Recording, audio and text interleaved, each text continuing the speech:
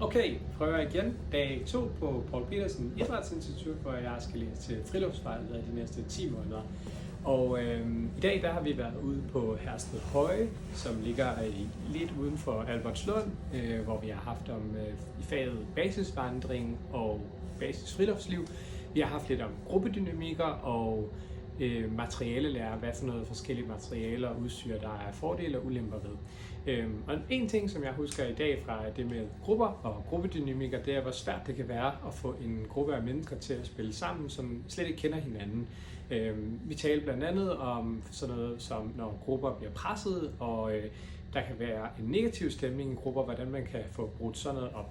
Så et tip, jeg i hvert fald har tilbage fra min militærtid, det kan være at dosere brok i doser, så man kigger på uret og for eksempel laver en aftale om i gruppen, at man kun må brokke sig en gang hver anden time i et kvarter.